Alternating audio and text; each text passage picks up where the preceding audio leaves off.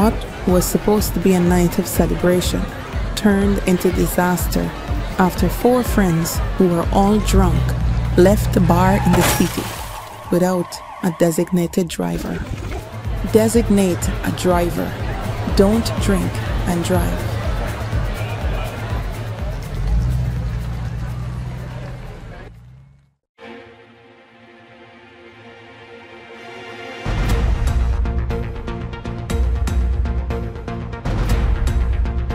This is your News Source Evening Bulletin for today, Friday, October 18th, 2024. I'm Alana Bose reporting for News Source.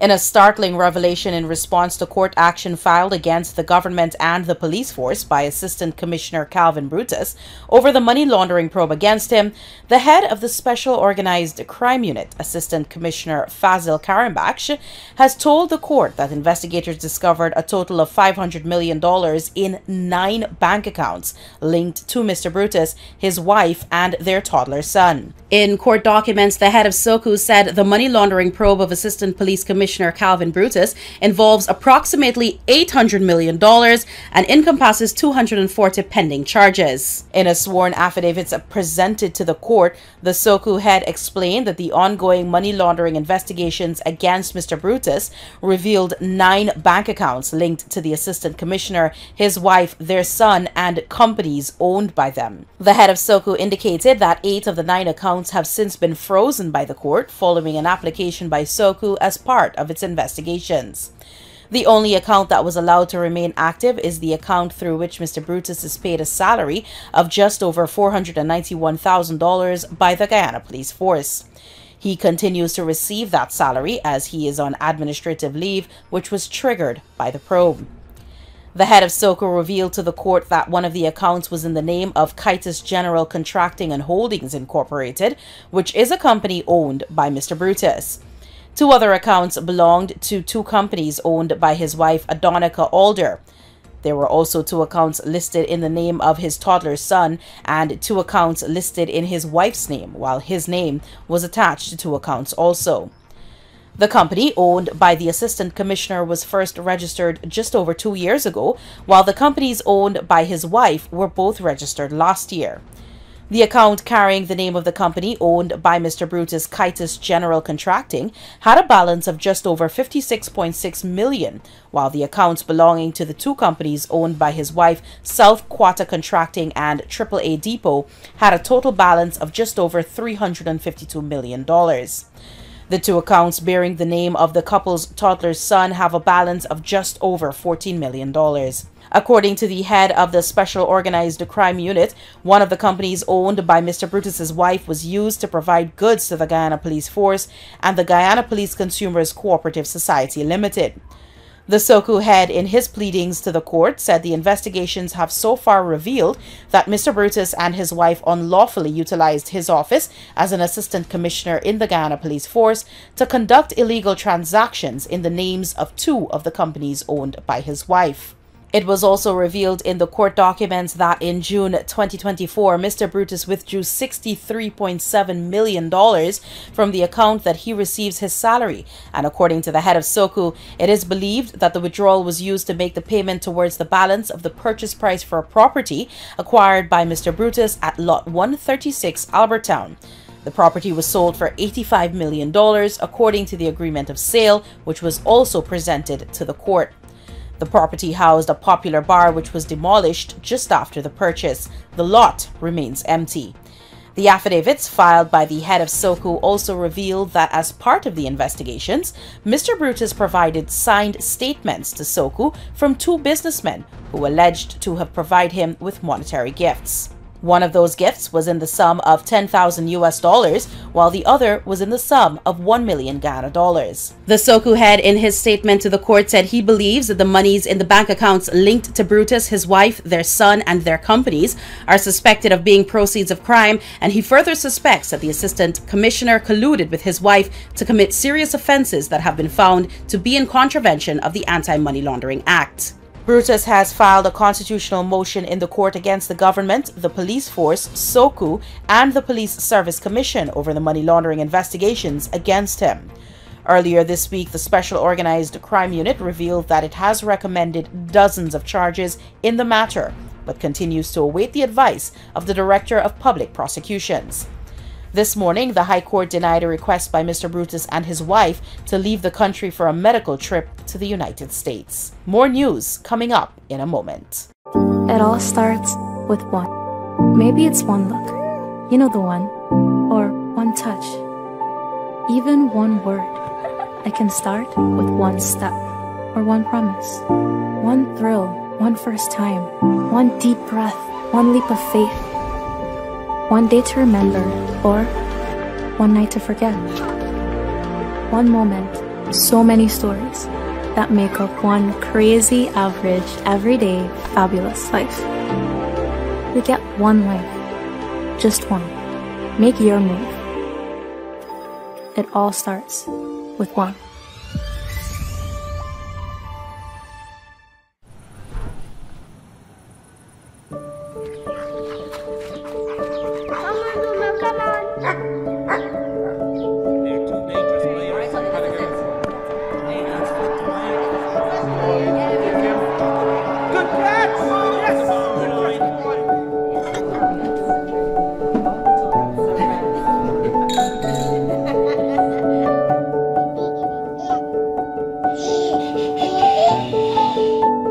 Your own home is so much more than just four walls, floors, and ceilings. It's a lifetime of great memories and stories. Come talk to us and start your journey home today.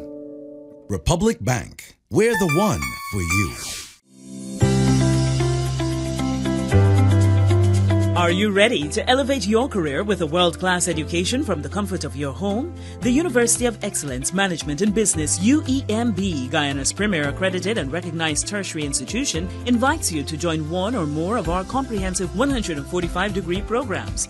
Registration is now open for our next intake on September 9 and every 2 months thereafter. Enroll now and secure a 50% scholarship. Choose from an ABA, BBA, MBA, MPM, EMBA, EMPM, and LLM degrees, available in 14 specializations. Whether you hold an undergraduate degree, a diploma, or relevant professional qualifications, apply. We are an accredited degree-granting tertiary institution in Guyana. Our programs are also equivalent to a USA Regional Accredited degree. Submit your completed application form, proof of entrance qualification, and any form of ID. For more details, visit our administrative office in the Critchlow Labour College, front building, Wolford Avenue, or call 225-1395, 225-1397-9, 618-3434, and 681-3434. Progressing to a degree is as easy as ABC with UEMB. Deal with the best and forget the rest. I am Simone Ford, and I'm the owner of Siege Eco Clean Services. I provide my services to the oil and gas sector.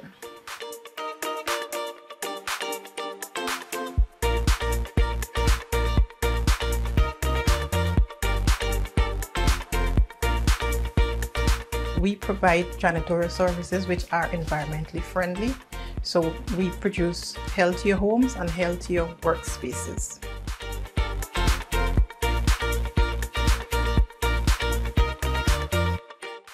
I can't wait until tomorrow. Yes! Start packing this, yeah?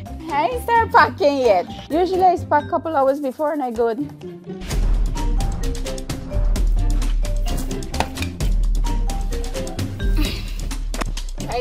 Drive.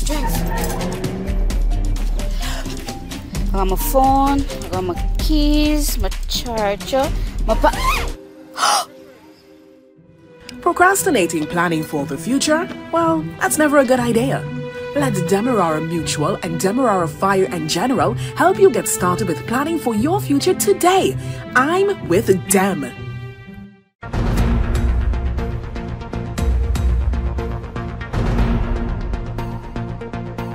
Welcome back. Embattled Assistant Commissioner of Police Calvin Brutus and his wife have been denied permission to leave the country by the High Court. In making arguments against the request this morning, Deputy Solicitor General Shoshana Lal told Justice Gino Prasad that there are 240 pending charges against Mr. Brutus in relation to financial crimes, and the state, therefore, is against the request. Brutus and his wife approached the High Court last week seeking permission to leave the country to accompany his wife to the United States on a medically related trip. In denying the request, the judge noted the seriousness of the allegations of financial crimes against the assistant commissioner and also noted that he had not applied to the permanent secretary seeking permission to leave the country. Mr. Brutus is being represented by attorney Earl Daniels. 2 days ago, Brutus filed a separate matter against the government, the Attorney General, the Acting Police Commissioner, and the Police Service Commission over the investigations that have been ongoing against him in relation to allegations of financial crimes. That matter is still to come up in court. Brutus, in that application, is claiming a tainted investigation. In response to the court filing, Vice President Barra Jagdeo on Thursday said the government will not get involved in any cover-up of police corruption, adding that it will strongly fight against the court action filed by Brutus and make the court aware of the serious allegations that he is facing. The Assistant Police Commissioner proceeded on annual leave in July to make way for an investigation into financial improprieties claims that were made against him in relation to the Forces Credit Union. However, after the investigation was expanded following the receipt of information and documents from the Financial Intelligence Unit, Brutus was placed on administrative leave. The investigation has centered around millions of dollars that have been found in the accounts of Mr. Brutus and his immediate family. He has claimed that the money represents his savings over the years and wedding and holiday gifts from family and friends. The Special Organized Crime Unit recently announced that it has recommended dozens of charges be filed against the Assistant Commissioner, but is currently awaiting advice from the Director of Public Prosecutions. Minister of Home Affairs Robeson Benn refused to say whether he has confidence in the current leadership of the Guyana Police Force when questioned on the issue this morning by news source. Mr. Benn said he has confidence in himself. I have sufficient confidence in myself in working to make a better ministry and better services of the ministry. When he was further pressed on the issue, he repeated himself and stated also that recent matters have engaged the attention of the press and have the attention of the judiciary. He said he will continue to work to improve the Ministry of Home Affairs and its agencies. There may be bumps and jumps and disappointments along the way, but it comes to the territory and it comes out of our historical and recent experiences.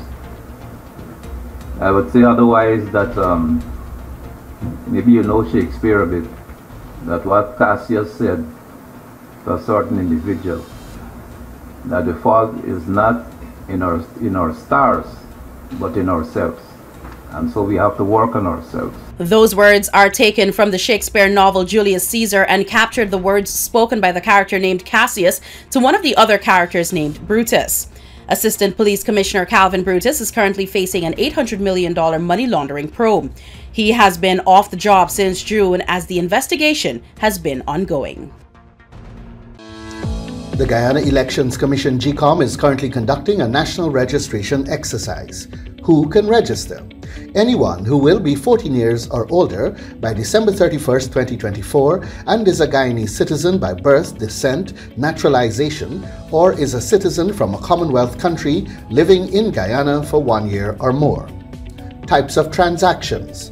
Anyone eligible for registration is required to visit the registration office responsible for his or her area of residence to apply for registration.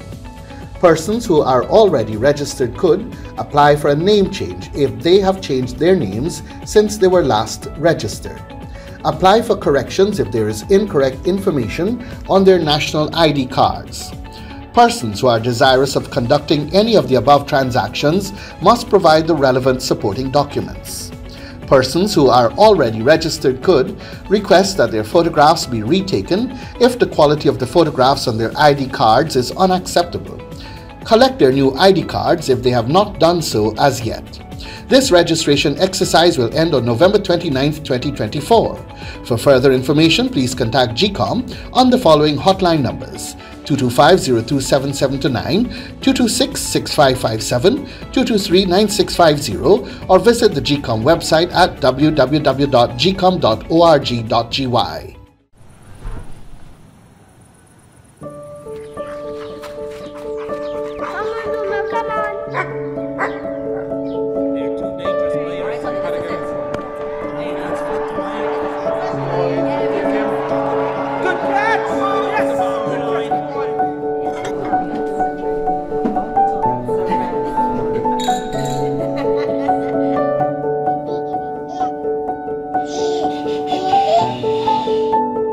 Your own home is so much more than just four walls, floors, and ceilings. It's a lifetime of great memories and stories. Come talk to us and start your journey home today.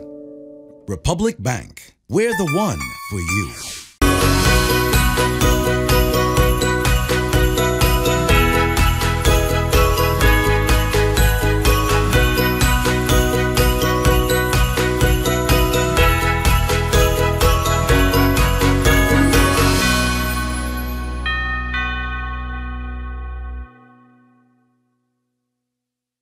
It all starts with one. Maybe it's one look, you know the one, or one touch, even one word.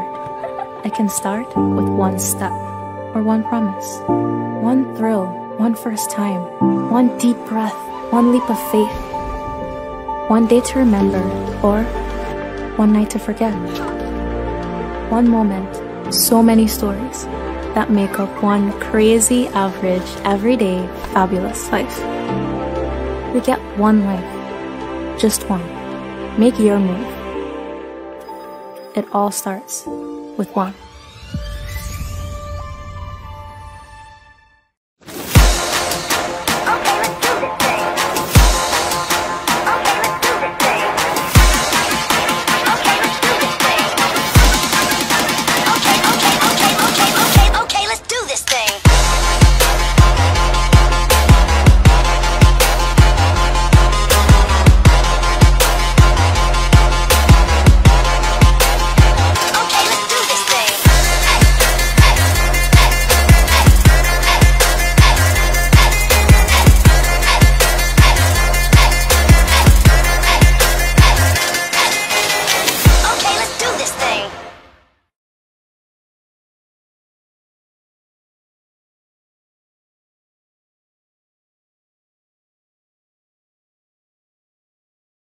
Economist and former finance minister under the APNU and AFC government, Winston Jordan, believes President Irfan Ali and his government need to be explicit about eligibility for the $100,000 per adult Guyanese cash grant, now that they have taken his suggestion on board for the grant to be given to every adult Guyanese instead of every household. During an appearance on Thursday on the Buxtonian Morning Show, Mr. Jordan said the government needs to be very clear about Guyanese who will benefit and must explicitly state that the grant would be for every Guyanese resident in Guyana. He said a resident Guyanese would be a Guyanese living in Guyana or who is resident in Guyana for at least 183 days in every year. Jordan said leaving the eligibility open to just Guyanese could cause issues. It's missing an adjective. It must target every resident Guyanese. Because how can it target every Guyanese? The people who live in Iceland, the Guyanese who live in Iceland, those who live in Japan, those who live in the United States, well, you know that probably more than they're probably more than the population here. Those who live in Suriname, Venezuela.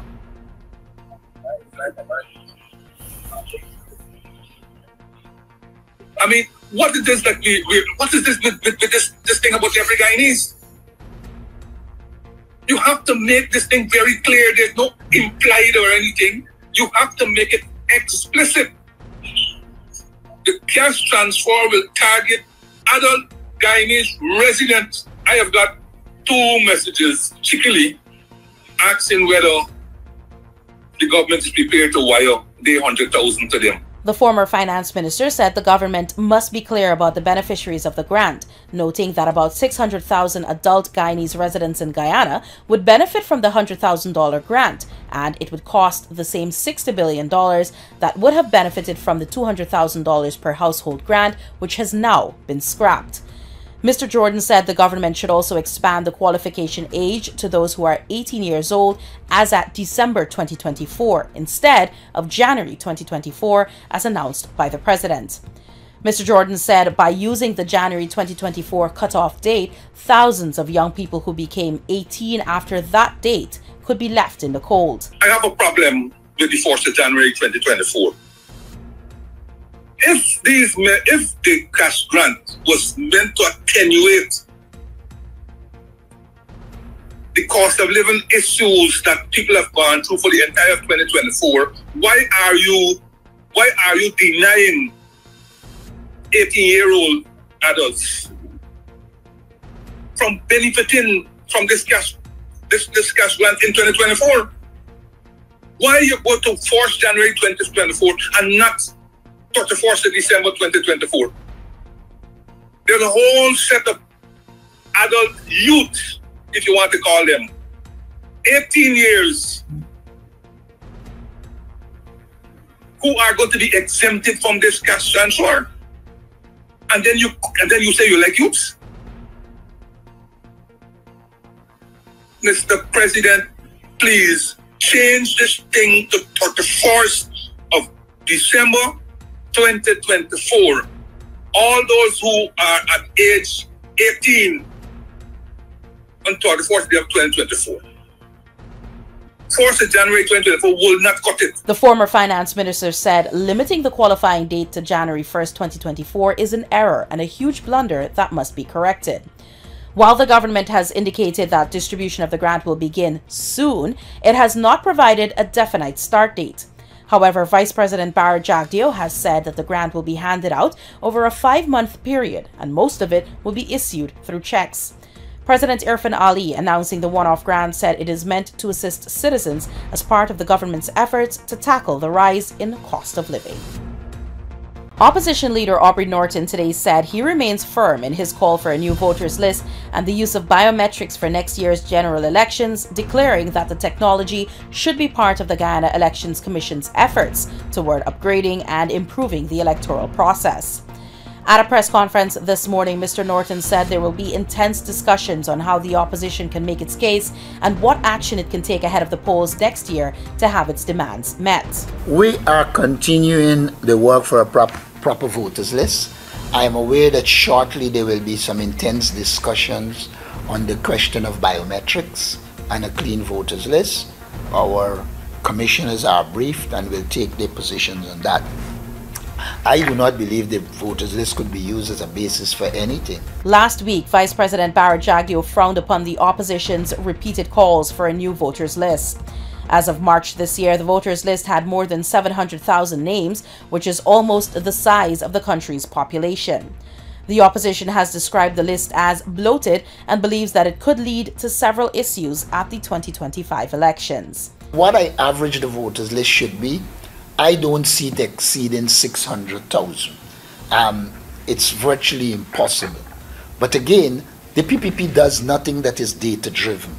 They pull everything from the sky.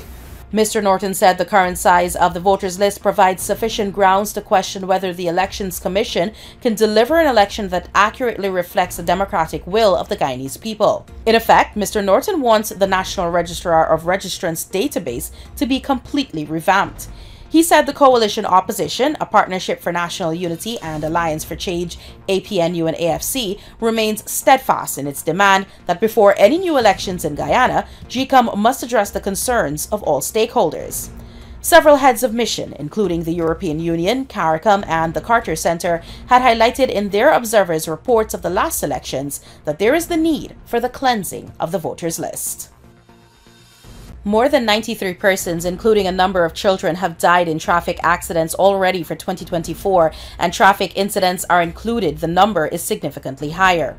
Sounding an alarm today, Minister of Home Affairs Robeson Benn warned that more lives could be lost if road users fail to do the right thing.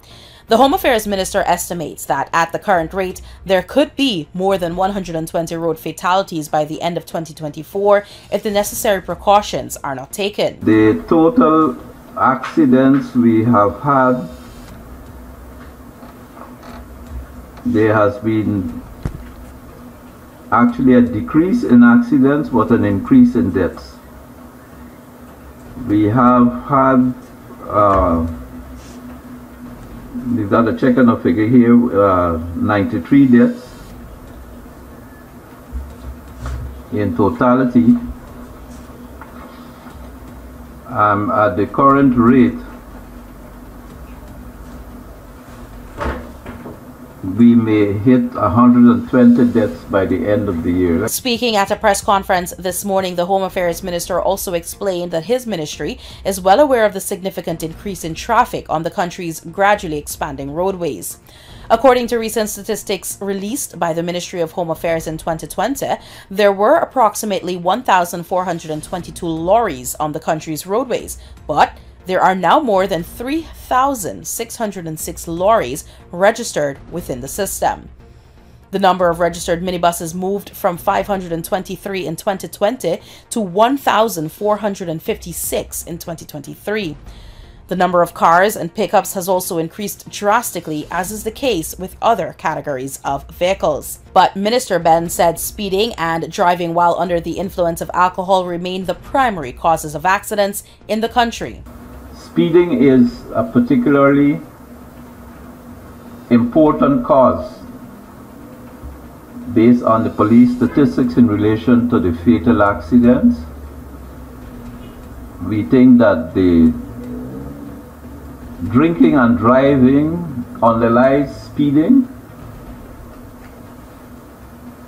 We intend to work with the police, look at changes or emphasis in the legislation and in fines and other resorts to bring a greater attention to this problem and to try to improve and curb behavior. Traffic Chief Senior Superintendent Mahendra Singh said that the statistics also revealed that there have been increases in damaged accidents and minor accidents due to the reckless use of the road. He said all categories of road users are failing to take the necessary precautions, including the use of seatbelts and helmets. The accidents deriving there from the figures that we will present to you, it tells you a story that most of them depicts the vulnerability. And who? The pedestrian one, and two, a motorcyclist.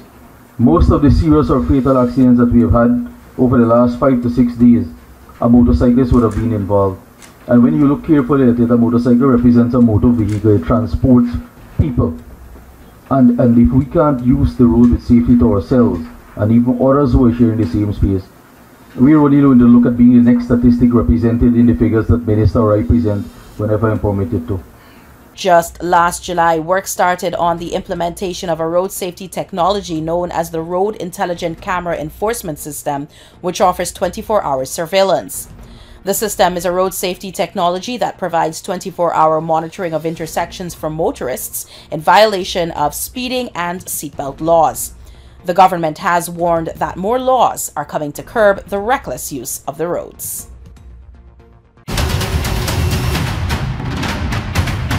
Mobile fuels are made with our customers in mind. Mobile Synergy Supreme Plus is designed to help you protect your engine so that your vehicle can give you better mileage and better performance. When you choose Mobile Synergy Supreme Plus, you choose a fuel that will help keep your vehicle running at its best. Visit a mobile service station today and fuel up with Mobile Synergy Supreme Plus. Mobile trademarks are owned by ExxonMobil and used under license. GCOM is currently conducting a national registration exercise. Who can register?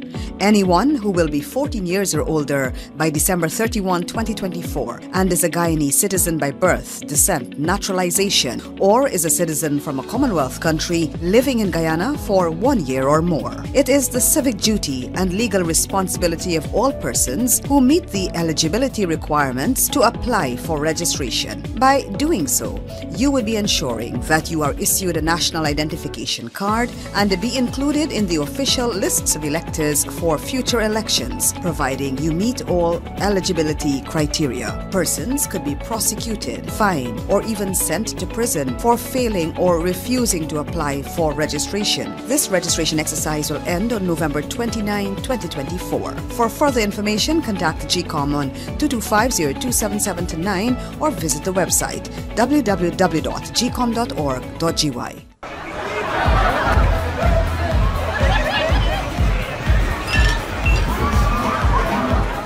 What was supposed to be a night of celebration turned into disaster after 4 friends who were all drunk left the bar in the city without a designated driver. Designate a driver. Don't drink and drive.